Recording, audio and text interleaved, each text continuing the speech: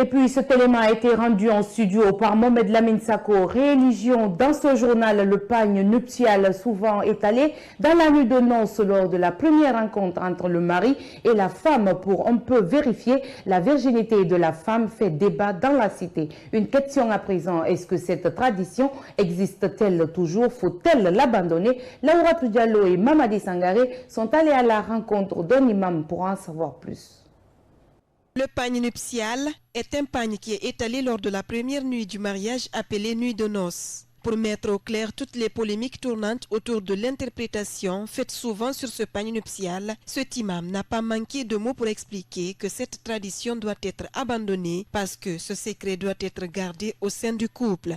Et pourtant, si nous voyons un peu les conditions dans lesquelles se passe cette vérification ou bien cet étalement du pagne nuptial, comme vous le dites, sont un peu flous et ça touche, disons, à la pudeur de la femme.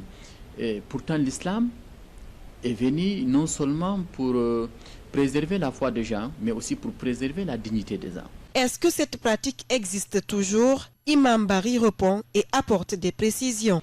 Je pense que ça existe. Je pense que ça existe, même si c'est très rare maintenant, surtout dans les grandes villes. Dans les grandes villes, par exemple dans la capitale, c'est très rare. Mais il y a des gens qui tiennent toujours, surtout si ça se passe au village, ou bien si ça se passe en présence des grandes-mères ou autres, et elles tiennent à ça. Elles tiennent à cela. Et ils le font même de fois de façon secrète, mais que ce soit de façon secrète ou bien de façon divulguée, on doit éviter cette chose. Mais j'avoue que ça existe jusque-là, et c'est ce qu'on doit éviter. Par rapport aux successions, ce guide religieux donne des conseils. Oui, le conseil que j'ai à donner à cette tradition, je veux dire par là, si les parents veulent, comment je veux dire ça, choisir une femme pour leur enfant, ou bien si les hommes veulent choisir une femme, qu'ils regardent la femme à laquelle ils portent confiance. Ils donnent du respect. Et ils croient aussi que leur religion, ou bien leur foi, ou bien leur chasteté va leur permettre de vivre ensemble. Cela vaut mieux d'aller jusqu'après le mariage et de chercher à vérifier autre chose. Ce qui fait entrer les gens dans ces pratiques.